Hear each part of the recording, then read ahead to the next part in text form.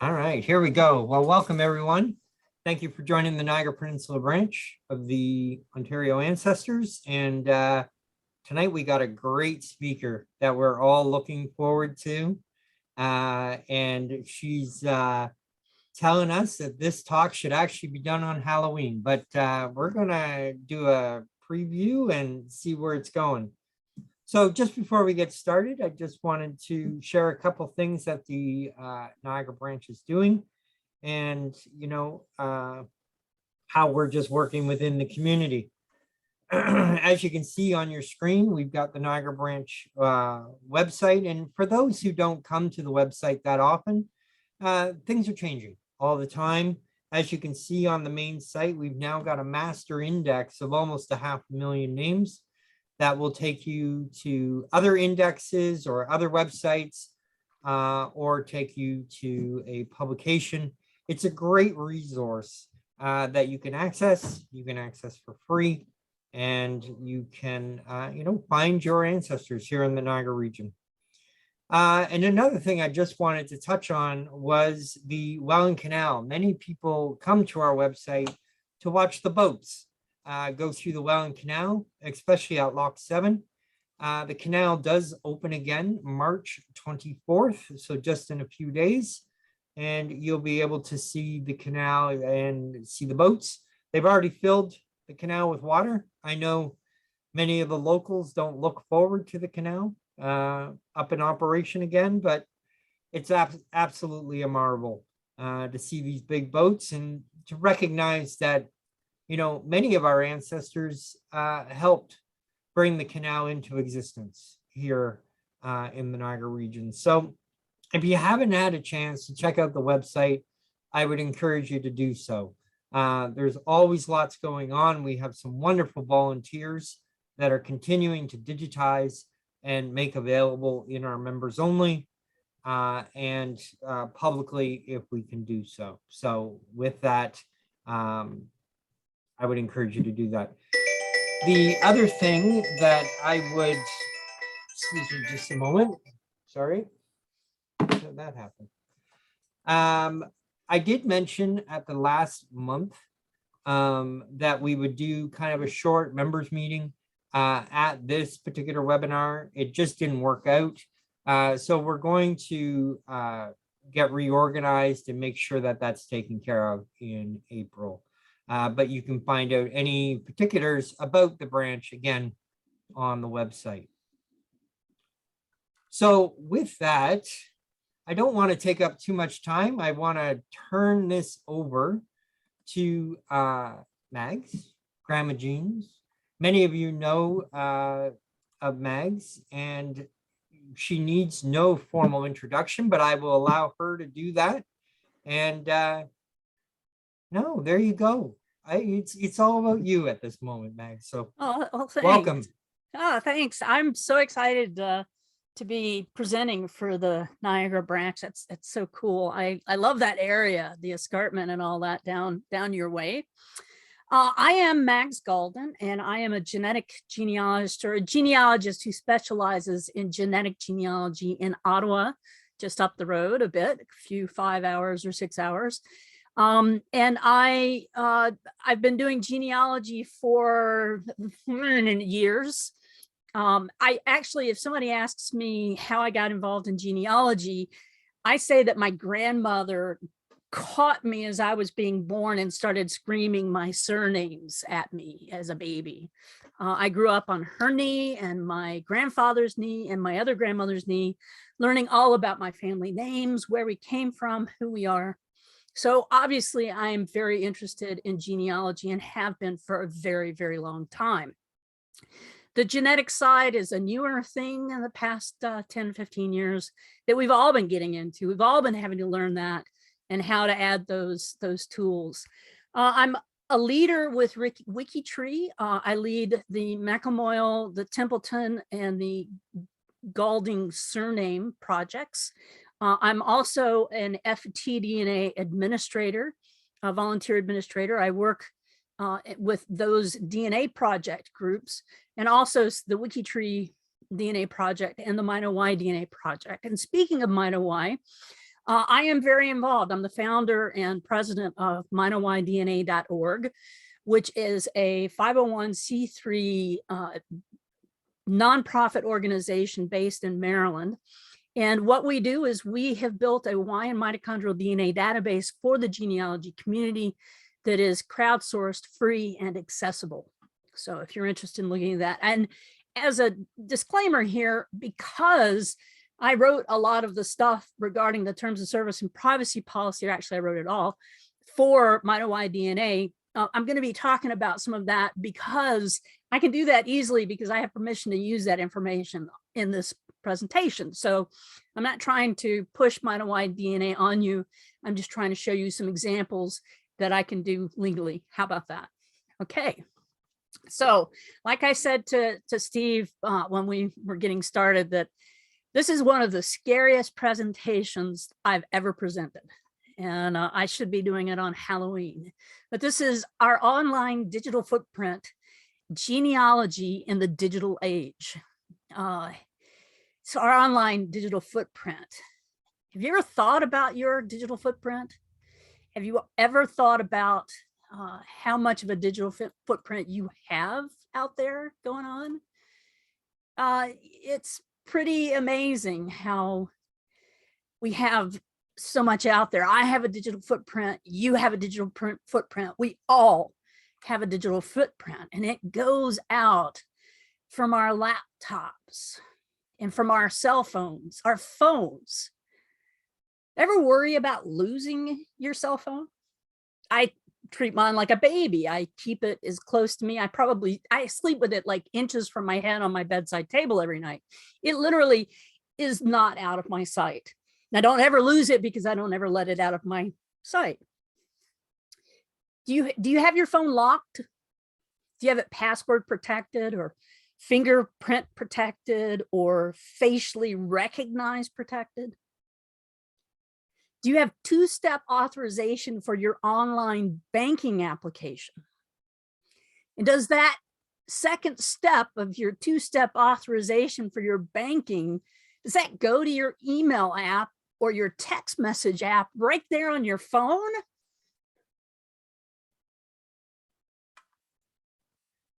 We connect to Wi-Fi everywhere. Do you have your phone set to automatically connect to the networks that you use often?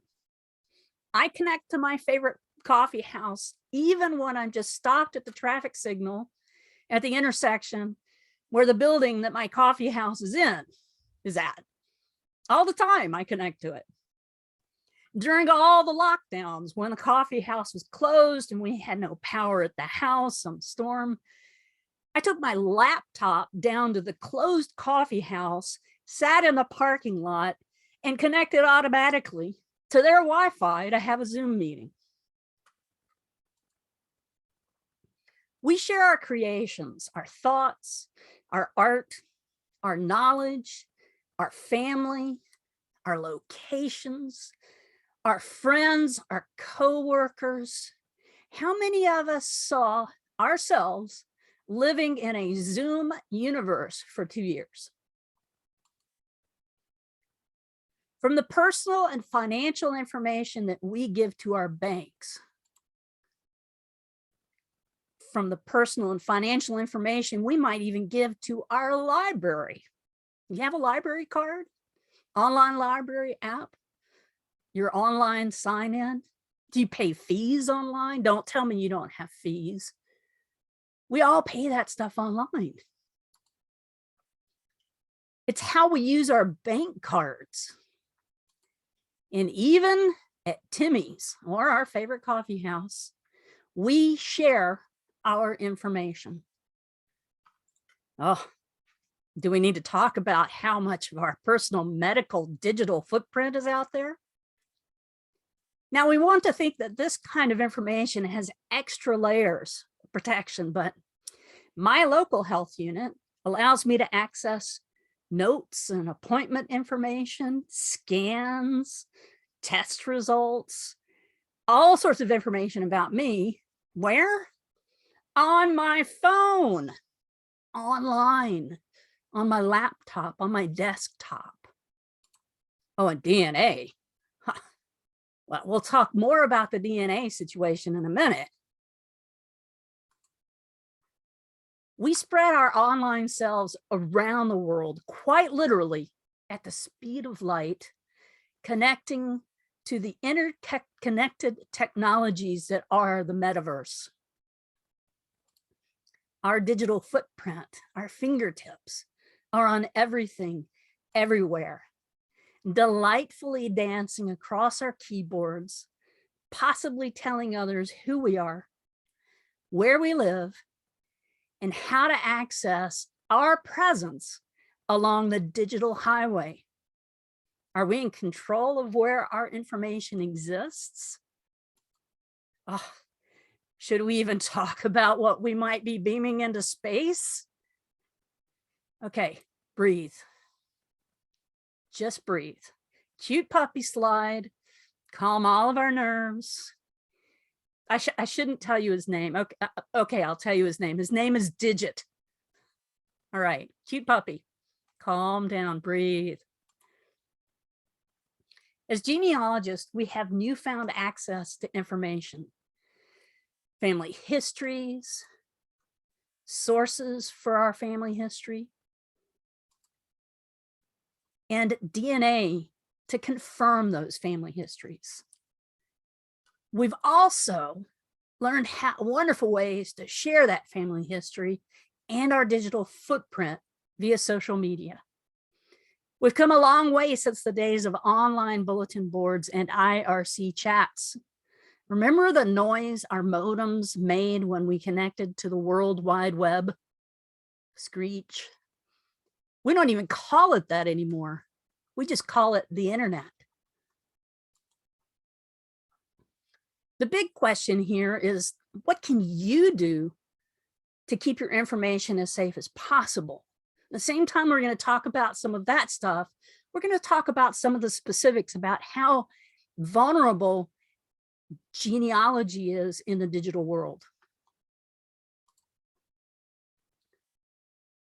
One of the first things that you can do is easy and simple, and it's looking at the boring but very important stuff on any website we log into.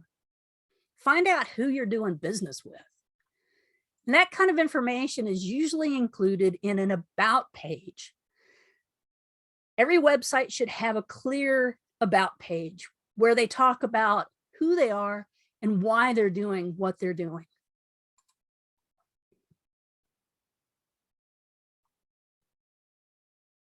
Including the why of the site. Why does it exist? Well, at MitoY DNA, like I said, I can share this information because I have permission to do that. We have a clear mission statement. MitoYDNA.org is a website for uploading Y-DNA and mitochondrial DNA to create a Y-DNA mitochondrial DNA database. The site offers tools like DNA matching, analysis, and we help other users and volunteers further their genealogical research by promising to keep it crowdsourced, free, and accessible. Free meaning no cost to the users or volunteers. Through donations are encouraged to defer hardware, facility, and maintenance costs. So it's very plain. We're not going to charge you. We believe in collaborative genealogy. We want people to give us ideas for tools, and boy, oh boy, have people. We've been around for 3 years. 3 years, I can't believe it's been that long. And people have been just giving us information. But we also want to make sure that we are always free and accessible to the community. We believe that. That's a part of our mission statement. And the who, every website should have a statement about who is behind the site. And I'm not going to read all this to you, but I can tell you that it's very plain to see that MitoY DNA Limited is the company. It's a 501c3 nonprofit company. And that is not only that, it's a group of collaborative genetic genealogists and genealogists who believe that we can have access to that information. So we're giving you a more of a mission statement in the fact of who is behind this site that you're going to be adding information to. Not only that, we show you beautiful pictures of the beautiful people behind MitoYDNA.org. Every site in that about information should also include information on how to contact them, a phone number, a contact address, a snail mail, email address. If they have chat, there should be an obvious chat platform. But that kind of information should be upfront and easy to find on every site.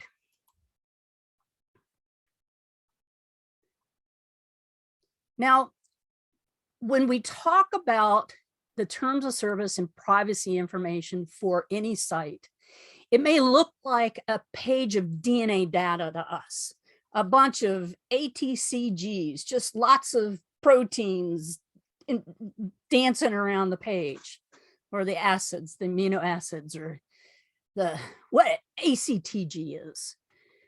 And we don't know. It's just gibberish. It's not something that we can figure out. But read them. Read those terms of service and privacy agreements, as they contain basic information that lets you know what you're signing up for. And we can take a look at some of those terms of privacy statements, terms of service and privacy statements. Basically, we can say that those are defined as legally binding contracts. The main difference between the two types of agreements is a privacy agreement exists to protect the user, us, and the terms of service exist to protect the company. These are kind of some of the things that you would want to find on a terms of service and privacy agreement. Does the site allow the use of an alias? Do you have to use your real name? Do you have to register with a real name? Do you have to give your birth date? Why do you have to give your birth date? With mine or why you have to be over 18 to be able to use the site. So that's why we ask about a birth date. Do they share your information for research? Are you uploading anything to the site? Pictures. Does the site own your pictures after you upload them? How will the site protect your privacy? Will they sell your email to someone else? Is the site secure? Do they have an SSL security certificate for the site? You want to be sure that you've got a privacy policy, security, and accuracy. How are they going to handle the accuracy of the information on the site?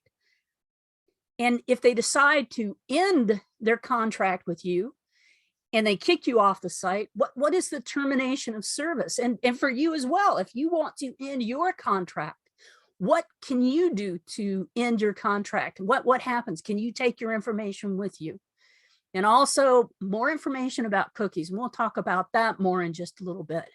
You also want to know about data loss. What happens if something happens, a storm or a tornado, and the data in the servers is lost? Is there any backup for that? You also want to see things like disclaimers, clauses about limitation on liability and indemnity. And the other really big thing, and it's usually way down at the bottom, is what your responsibilities and understandings are for a user of a site. Now I'm going to have a couple of these slides that pop up that give you some homework, give you some things to think about doing.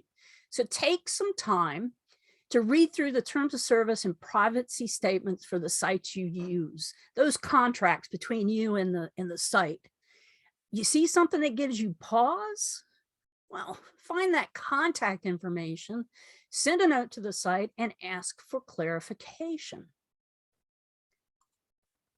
You see something you don't like, there may be a better place to leave your digital footprint. Family tree sites, family histories, right at our fingertips. What can we do to keep our information as safe as possible? And they have terms of service, but where are those privacy statements? Well, for Ancestry, you're going to find it at the bottom of the page. And that's the way it goes with most of the DNA or most of the family history sites, is down at the bottom of the page for Ancestry. For MyHeritage, you're going to find it again at the bottom of the page. For WikiTree, you'll find it at the bottom of the page. Same thing for family search. And they have kind of the bottom of the page for the privacy statement as well. For Genie, again, you're going to find it right there at in the footer of the page. For Find My Past, same thing down at the bottom. Sometimes they'll list the about us and the terms and conditions and privacy together. Sometimes they have them separate, but you can usually find them. And those family tree sites right at our fingertips. And we're asking the question, what can we do to keep ourselves safe? Well, my question to you is, how do you online tree? Do you upload a GEDCOM from an online tree or a desktop software? And in that stuff, you know, those GEDCOMs are easy. They give us, they blurt it out. They just plop out a file for us. It's nice and tidy that we can upload everywhere. Do you make notes in your software that might include someone's email? Do you have notes in there that might include someone's home address? What about the children's names in that family? Do you weed through your GEDCOM to make sure there are no living people included? I find my photos that I have posted to WikiTree, because WikiTree is a free and open site as well. I find my photos that I posted on WikiTree posted into trees and Ancestry all the time. I don't get angry. I'm just, you know, I put it up in a free site and I kind of expect people to share them. But I don't expect people to share them and not say who, at least who the picture's of, or where they got the picture. And it's a useless waste of my time to try and get them to credit me for the photo. I can leave messages, you know, ad infinitum. And of course, for the photos that I'm talking about, I'm the only living person in the world that has that photo, of course. When I find them, I post a source citation to me and where the original photo can be found in the comment section. You know, in Ancestry, there's a comment section that's just to the right of the document or whatever that somebody's uploaded. I add my information into that and say, thank you for sharing my photo. This is my grandmother. She was da-da-da-da, and you got this photo from her profile on WikiTree with a link, and my name is Mags Gaulden. Once I found a photo of my grandmother that I had never seen before, that somebody had taken, and the caption in the picture said, does anybody know who this woman is? She's in possession of a family Bible and we'd like to get in touch with her. And of course, immediately I write into the comment section, I identified her as my grandmother. I explained to her who she was and why she had this particular Bible. And that when she passed away, the Bible was given to the family in Texas with a caveat that the Bible be restored. I think my grandmother had it wrapped in newspapers and brown paper for, she was 99 when she died. She was pretty young when she got that Bible. So do you have permission to share stuff when you put stuff online? Does your GEDCOM include information on the recently dead? Now, I don't have a problem with that. My father is 92 and he's given me permission to do everything that I want to do with his DNA, with his family tree information, and with him. And I do share his name. I don't share his birthday, but I share his name in my presentations. And heaven help me, when he passes away, I'm going to be devastated. But the first thing I'm probably going to do is go straight into his WikiTree profile and put in all of the stuff that I've kept private about him for so long.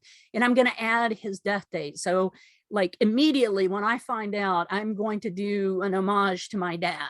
Immediately, I'm going to write a biography to beat all biographies. But a lot of people don't feel that way about their family. They don't want anybody putting information, or anybody else putting information up. So if you have people that are recently dead in your family that aren't like my dad and I, that aren't somebody that's a very close relative, is that okay? Is that something you should do? It's one of those questions you need to ask when you're uploading your GEDCOMs. Oh, and here we go. Do you realize that your mother's maiden name is the very first security question choice for your bank accounts? And here's Digit again. Time to breathe. Hey, Digit. Whew, time to make us all feel a little bit better. And back to the homework page. Review those online tree inputs that you make to make sure you're not sharing too much. You see something that gives you pause about what you've uploaded, delete, delete, delete.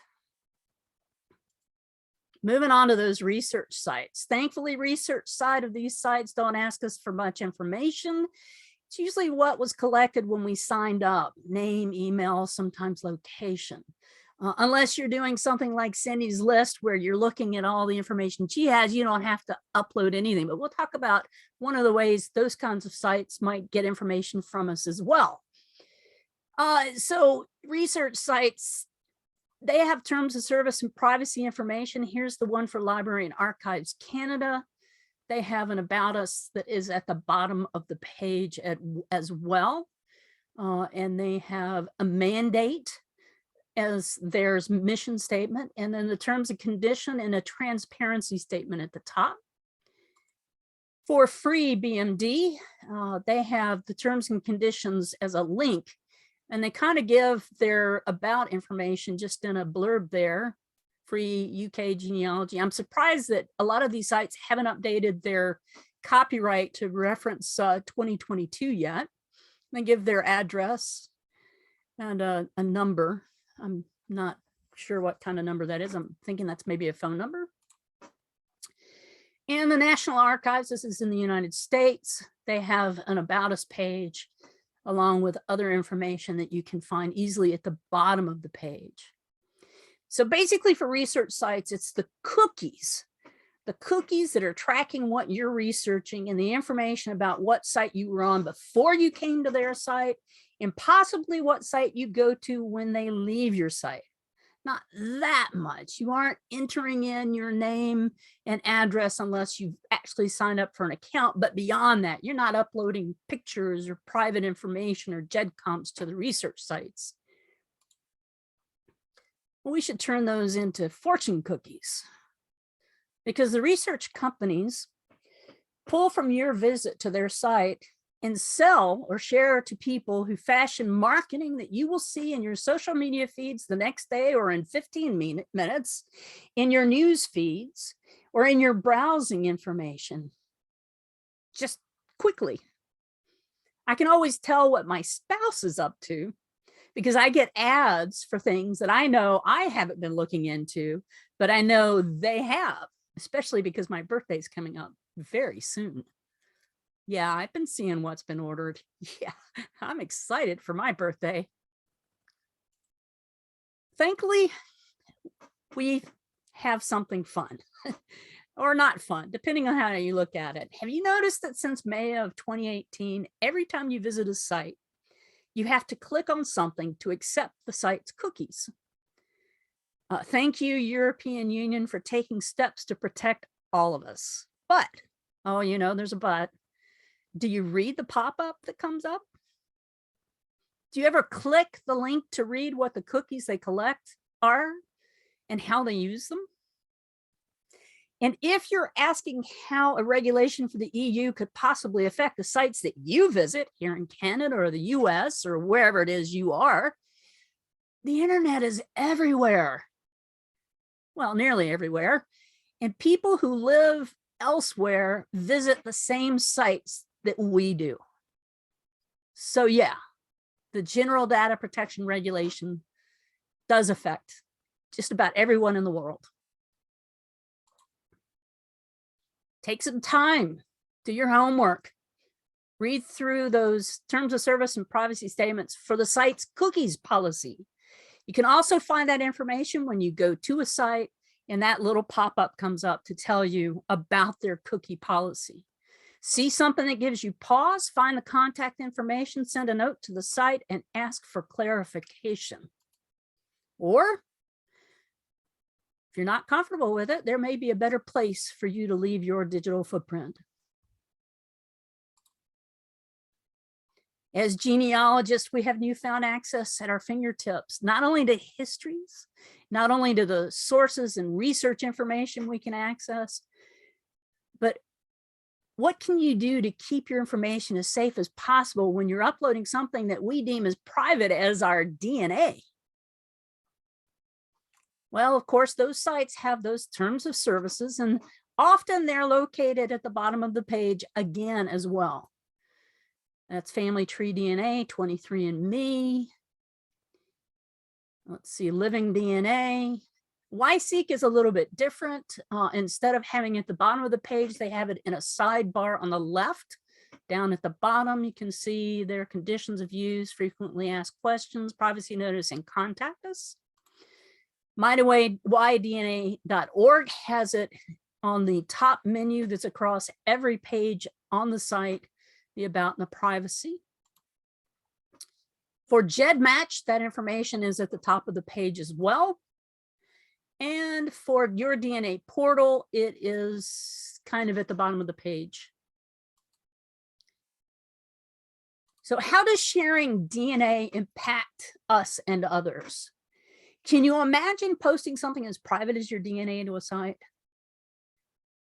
Well, for genealogy, unless you get and upload a whole genome sequence, you aren't really sharing so much information that you might be cloned.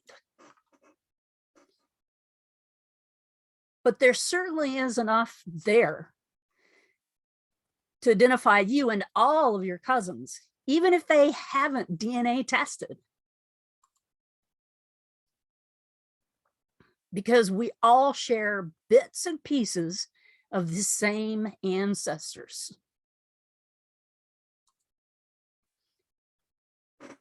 And this brings us to the elephant in the room.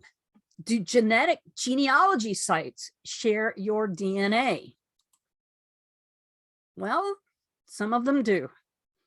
If we have tested at a company that includes a health component in their offer, then yes, they may share your information to pharmaceutical companies to help with the development of new drugs. And we agree to this when we agree to sign up for the site.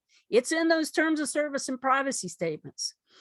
Here's a headline for 23andMe. Though all those 23andMe spit tests were part of a bigger plan, the CEO wants to make drugs using insights from millions of customers' DNA samples and doesn't think that should bother anyone. Does that bother you? If you go on down in the article and you continue to read, you see that 23andMe is collaborating on clinical trials for one compound and nearing trials for another that could be used for what's known as immuno-oncology, treatments that attempt to harness the body's complex immune system to beat cancer. You agreed to that when you agreed to uploading your DNA to 23andMe. And I'm just giving you information on that. What about population genetics? All of the companies may share and use your information for research into population genetics. This is seen in our origins information. And if you agree to this, when you obtain a kit, you're going to get a beautiful picture that shows you where your ancestors may have lived thousands of years ago. Like our origins estimates too, and they're only estimates. The focus of these kinds of reports can only become better with the work of these scientists and the ability to glean information from massive amounts of data from you and from me. There you go. Things like the Million Mito Project, created by another group of passionate citizen scientists, empowered by FTDNA. It's aimed at growing the tree of womankind. Yes, womankind needs a tree. We have a great Y-DNA tree and a block tree and a whatever tree for Y-DNA, but the tree of womankind has lagged behind in a big way. So through mitochondrial DNA testing, we're able to trace the migration of womankind and therefore tell you where your maternal line ancestors came from and went. And you can kind of see that on Scaled Innovations. This is Rob Spencer's site, where you can type in your haplogroup, which mine is H1B1 T16362C I never been able to memorize that. Up here at the top, it kind of tells you this would be the reference sample, or kind of like the mitochondrial Eve.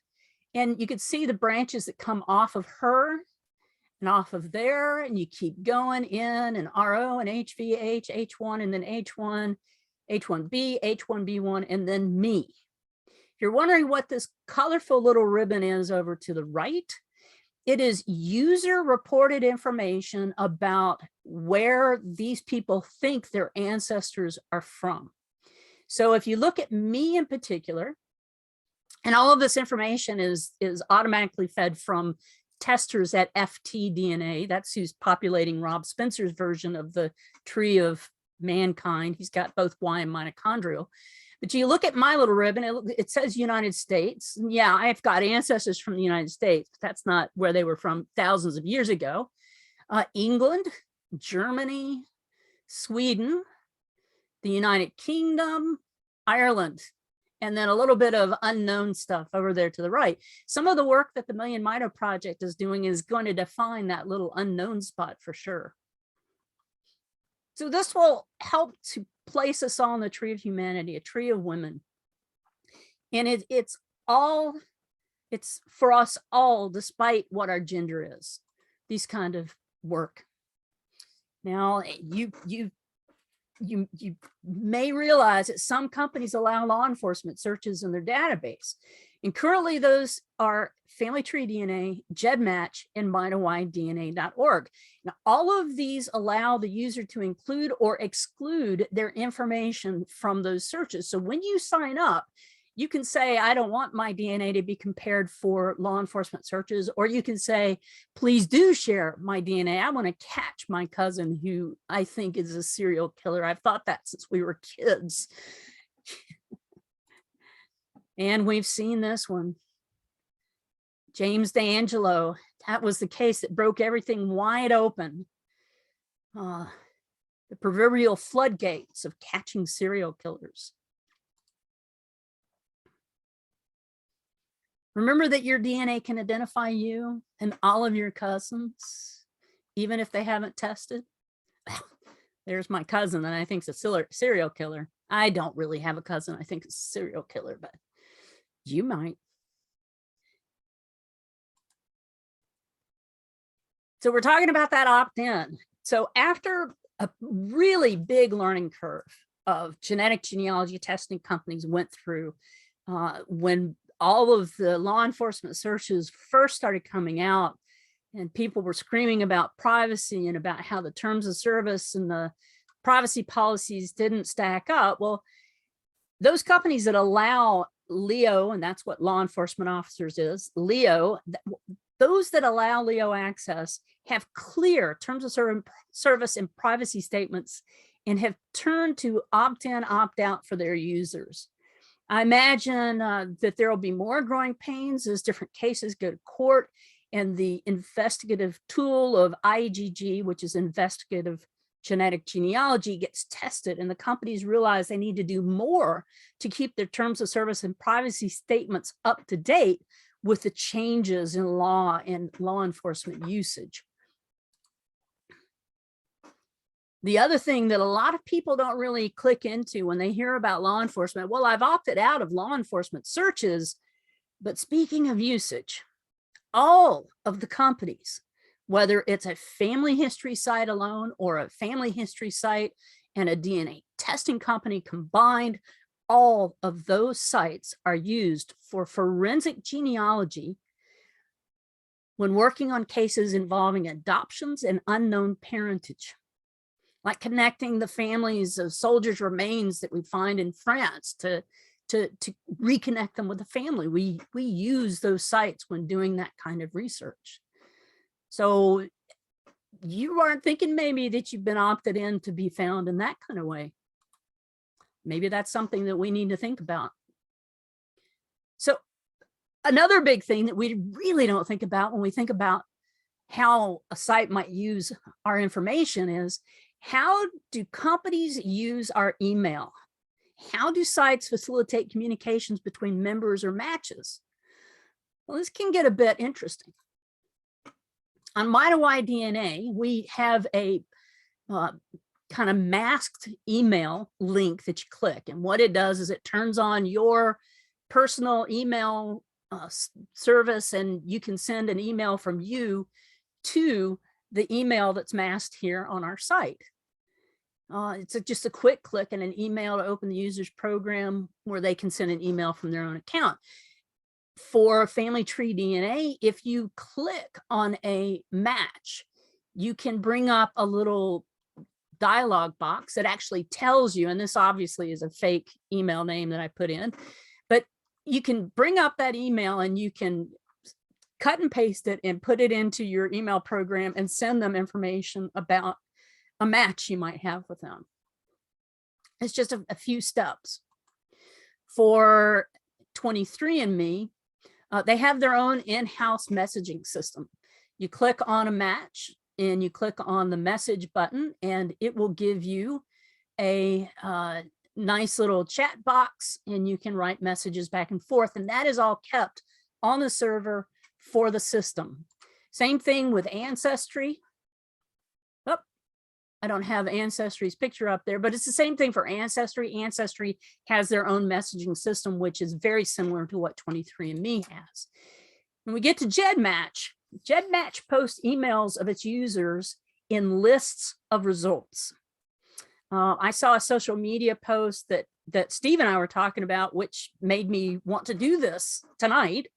We were talking about a social media post that I had seen that day where someone was saying that the site must have been hacked because she was getting spam emails from someone saying they had found her email on the GEDmatch site. And I've only ever heard about this from this one post. And I've also never known a spammer to chat with the person they're spamming, A, and B, to chat about where they've obtained the email, unless it was somebody trying to make GEDmatch look bad. You never know. So from this one post, it was posted to Facebook users group, and it was posted on the GEDmatch users group, Facebook group. But it is in the terms of service and privacy statement for GEDmatch that emails will appear in the results list. And when you sign up for GEDmatch, you sign up for this. Not only can I see your emails on the screen, I can download all of my matches. If I have 2,000 or 3,000 or 5,000 matches on GEDmatch, I can download a CSV file and upload it to Excel and have a complete list of all 5,000 of my matches emails. And you signed up for it. There it is. Your email address and name, or alias if provided, will be displayed along with any matches to your raw data or your genealogy data. Interesting. And they say that some users may use an email like mygedmatch@gmail.com. So when that mail comes in, it's not going to show up in the list and identify you. Like mine was my name and my provider. And it's also, you know, it's a way of putting all of those kinds of emails in one place so that your own personal email isn't overwhelmed by lots of stuff. It also keeps it out of your junk files so that when it comes, you know that an email you get to that account is going to be somebody looking for matches. It's a good thing. The other really good thing I have to kind of say is some good news for GEDmatch is they've launched their integration with mitowydna.org. Okay, yes, this is me. If you're a registered user of mitowydna, you can click on a mitowydna link like the one you see on your screen. It'll appear underneath the Y in the mitochondrial DNA column, and where somebody has listed their Y or mitochondrial DNA haplogroup, they can also plug in their mitowydna link. And this link will take them to mitowydna. If you're a registered user, you can go straight from somebody's autosomal DNA and look at their Y and their mitochondrial DNA at mitowydna.org. So that's some good news about GEDmatch. How about that? And our homework for this, take some time to read through the privacy statements and the terms of service For the site's use of your email information, that specific information. And again, if you see something that gives you pause, find the contact information, send a note to the site, and ask for clarification.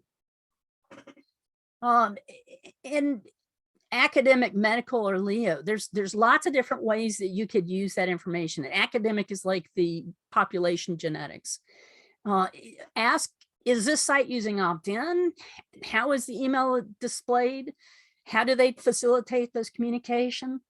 So check that information and make sure you know what's going on those sites that you visit. And if you find something that gives you pause, there might be a better place to leave your digital footprint.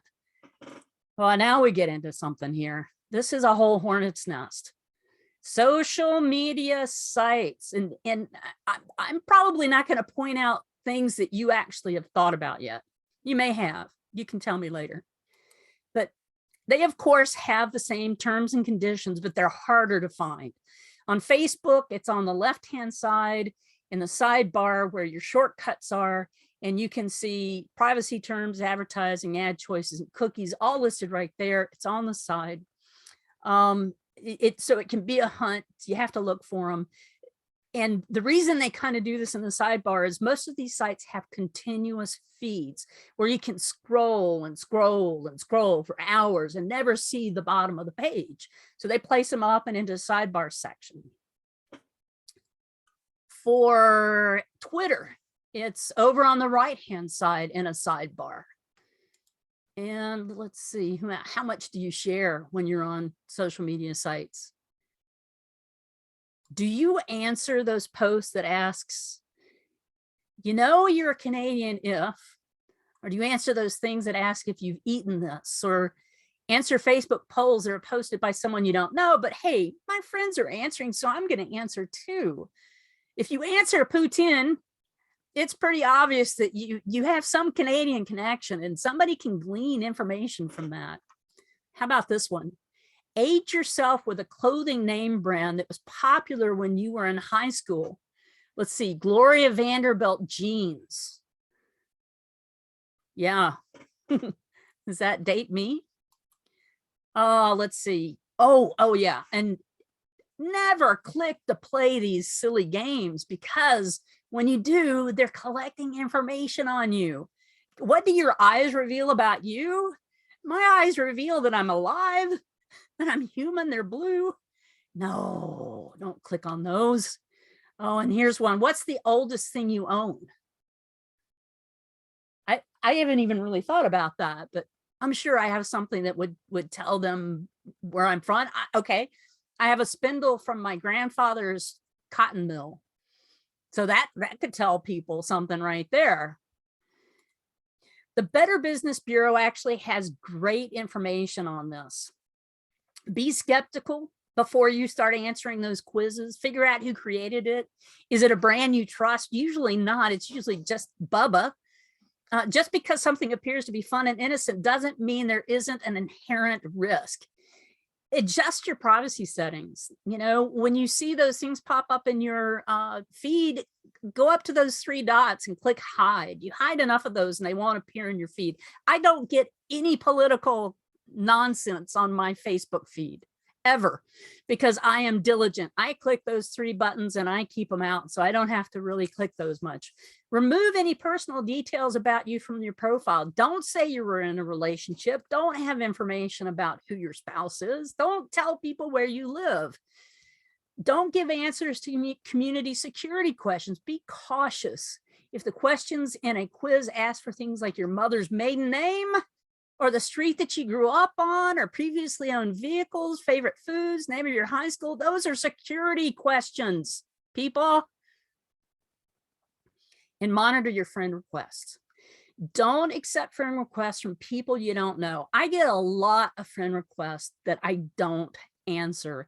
I do see that maybe they're friends with some people that I know, or some good friends that I know, but unless I have heard that friend actually talk to me about that individual and said, hey, I told them to friend you, I'm not going to friend a lot of people on Facebook. Do you post family pictures? Do you identify your relationship with the person in those pictures? Do you have location turned off on your camera or your phone? Do you realize that there's metadata behind those pictures? And if somebody even slightly knows enough about how to stalk somebody, you can find out information about a person from those pictures if you have the location information turned on. Don't do it. Turn that off. Do you do check-ins? I do. I often do, because I have followers who like to know where I'm going to be or where I'm going to be talking or hanging out. So I often, when I'm traveling, I do put up, I'm at the Ottawa McDonald Cartier Airport and I'm flying to Los Angeles or to San Diego or to Chicago or to Vancouver. I do that. I do that because people like to see that. But I don't post my address, and occasionally I'll do a check-in. But I can guarantee you that when I'm out doing stuff and I do a check-in, there's somebody at my house staying in my house, watching my house. I don't want people to know I'm out of town and come and check on things. So you got to be careful. You got to be mindful of that. Have you done due diligence to set all of the privacy settings for these kinds of services? And has your account ever been hacked or spoofed? Now, hacking is when somebody actually takes over your account by using your email. And a spoofed account is where they actually take an account and create a secondary account that it looks like you with all your pictures and your name and everything, but is not you. And your friends can usually tell you, you get these little messages that say, hey, you look like you've been hacked. Well, it's really where you've been spoofed, or maybe you have been hacked. Fortunately, I haven't had to deal with that yet, knock on whatever wood I can find. Oh, and we talked about Zoom. Woo! Yeah, we've been living in a Zoom verse. Facebook Messenger, Google Meet, Zoom, Microsoft Teams, all have terms of service and privacy statements to read, just like the rest. Our privacy doesn't seem that big on these things. We just click a link and then we're in a meeting with 5 or 1,000 people. But if you have an opportunity to share your screen, there may be some things you want to keep in mind. So this is my Facebook page, and you can see that over to the right, see all those icons. You can see the people that I've recently chatted with, because I didn't close the chat window and it's in a minimized mode. So look at all of those people. If I'm sharing my screen in a Zoom session and I go to my browser and my Facebook page is open, they can see all of those people. You can close that. There's a little 3 dot above that little list of people, and you can close all chats all at once. So you get a nice clean page that doesn't have all those people listed. But do you see something else there? I kind of have it cloaked. My friend list is not hideable. I can't close that. I can't make that go away. So instead I privatized it a bit. And it's alphabetical. I just realized that last night when I was talking to a friend about this presentation. It's an alphabetical listing. You can go back and check on me. That's something I learned. But be careful, because you might expose friends who don't want to be exposed. And there may be some people out there who really don't want to be associated with me and might be upset if I showed them all tonight. There's also a couple of other things you want to keep in mind. Your friends' stories are not hideable, but you can get rid of all those contacts over on the right.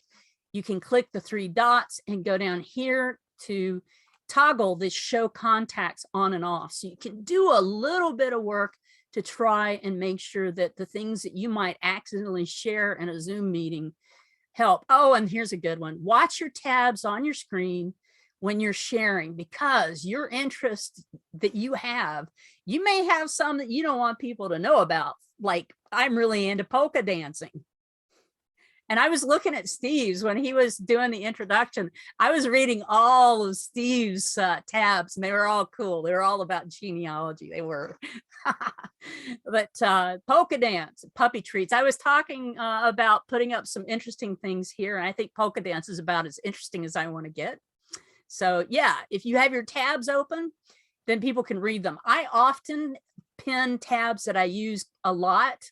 Like I have several email accounts and my Wikitree, my Facebook, Discord server. This is a really cool app that lets me listen to radio stations all over the world. So I have all that stuff pinned. So watch your tabs and review your social media posts to make sure you aren't sharing too much. Check each site's privacy settings and update your privacy settings as you know that they update theirs. You see something that gives you pause, delete it, remove it, don't post it.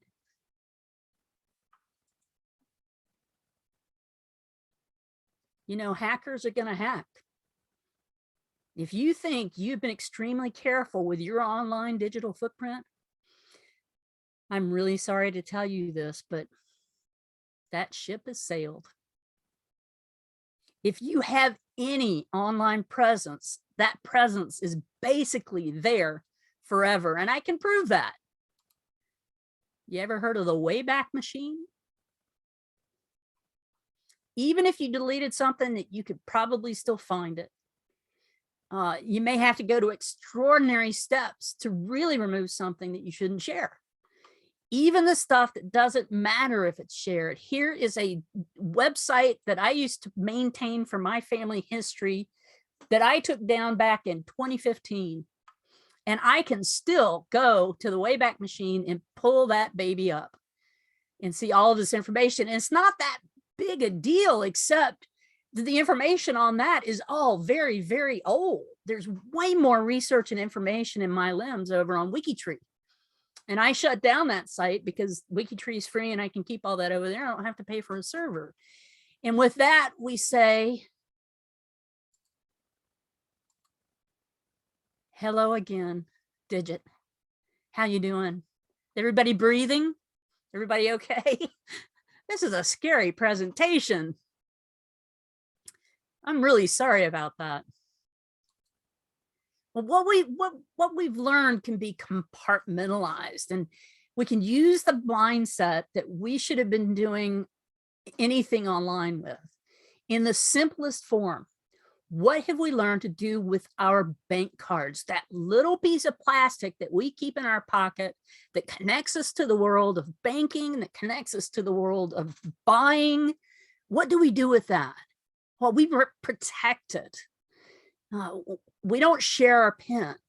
We cover the keypad when we enter our PIN. We turn that keypad away from people when there's people in line behind us. We limit and we evolve. We use our tap and no one can see our PIN because we've set limits on that. We just use the tap. And we've also set limits on how many times a tap can be used and how much money can be accessed from the card when we're using our tap. So we evolve and we perseverate. Now, this word is one that some people know about, some don't. I love this word. It's a word that means to repeat or prolong an action, thought, or utterance after the stimulus that prompted it originally has ceased. We perseverate about our bank cards. We stay with it, we stick to it, we're never lazy about it, and we keep things locked down as tightly as we can. And if we lose it, boy, oh boy, are we on the phone with the bank that minute to call and cancel it. So when we're talking about our online digital footprint, we could be doing the same thing. We could protect, we can evolve, and we can perseverate. PEP. I just created an acronym, PEP. I hope you can sleep tonight and then you don't stay up all night working or to protect your privacy online. It's an important aspect of living in today's world where our online digital footprint is everywhere. Thanks so much for having me. And I want to open it up for questions now to see if anybody's got any questions. Well, thank you very much, Megs. Wow. Yeah, you weren't kidding. That is scary. And you know, when we're doing genealogy, we all want to just do it and have a good time doing it. But the world has changed, especially in the last couple of years. And it doesn't take long to find out information when people are just very randomly putting it on. So we've just got a couple questions, actually. It says, what we got here? Is there anything we can do to a photo in terms of formatting before uploading it to the web so no one can copy it? Oh, so nobody can copy it. You can put a watermark on it. Yeah. But it doesn't keep them from copying it. There are some sites where it's actually written into the programming for the site that they don't allow you to click on something and say save as. There's actually programming that can be done, but that's for specific sites. There's really not a lot. What I would do is I would right click on any image I want to share and then scroll down to properties and then check the properties to see if it lists your name, to see if it lists any information. If you want to actually put your name in as the owner of that print, you could do that, but you're going to open up the possibility of sharing your name all over the internet if you post it somewhere. So, Yeah. and you can also check to see if it has the location listed. Make sure you have that turned off on your camera or your phone. Yeah. Another one here, I think it's more of just a comment. It says, I feel uncomfortable about law enforcement access to our DNA. Even after opting out, I'm afraid they might use it anyways. There have been, there was one case that I know of where Ancestry was forced by subpoena to access it. And then after that happened, this was in the US. So after that happened, the US Justice Department set out and created a group of guidelines. And there were several genetic genealogists and investigative genetic genealogists that were involved in that process. And they created these set of guidelines for all law enforcement to follow, so that in the future, that kind of thing doesn't just happen. Right, right. Another one here from Vicky. Thanks as always for a great presentation, Mags. Hey, Vicky, I saw you came in. I waved to you. You just didn't see it. From Lori, I read the terms for Roots Tech conference and didn't like them, so I didn't attend. Oh, Any wow. thoughts? Yeah, that's interesting. Yeah, there were like over 900,000 people that went. And they have that really cool game that you could play where you go in and you find your connection to another cousin. You know, some of the trees that they were mentioning were kind of spiritualist. When you look at them, you're not sure about them, but yeah, it's interesting. It's good. Good on you for doing that. All right. William says a very significant privacy setting on Facebook makes certain that your list of friends is not public. Otherwise, scammers will use that information to create a fake clone account and try to extract money from your friends. Yep. Yeah. Yeah. Facebook is always evolving and you've always got to stay on top of it. Pep, people, pep. Protect, absolutely. evolve, and perseverate. And Cindy, do authorities in Canada have to get permission to use family tree and DNA information display on genealogy websites? No. No. No. No. One more just popped in here. Do the DNA companies or genealogies working with law enforcement companies also have access to the cookies and data collected about the site's users? Even at the commercial sites, one might not want to answer the 23andMe health surveys, but if 23andMe knows you've arrived at the site after visiting the WebMD page for diabetes, yeah, it's. Go ahead. Does the, I guess really, does the law enforcement share what they found? I guess that's the question. No, law enforcement won't share that. No. Yeah. And Lynn says that the Ancestry case with Ellie was for credit card fraud, not what we know as IgG. That is not the case that I'm speaking of. Ancestry it was used for something else. There was a subpoena for actual genetic genealogy information that I'm speaking of, not one about credit card. And William says, where is the scaled innovation tool for the mitochondria DNA? Yep. If you are a registered, If you're a registered user at mitawydna.org, it is on your kit page on mitawydna.org. You can just click on the tree and you can go to that. If you type in scaled innovations with an S at the end, you should see snip tracker, and you can get to it from there, but I'm not quite sure how you get to the tree yet. I haven't used it's brand new, like came out last week, and Mitawide went ahead and connected and integrated with it. So it's so new that I don't even know how to tell you to get there without using mitawydna.org. Yeah. Yeah. Well, that's the end of them.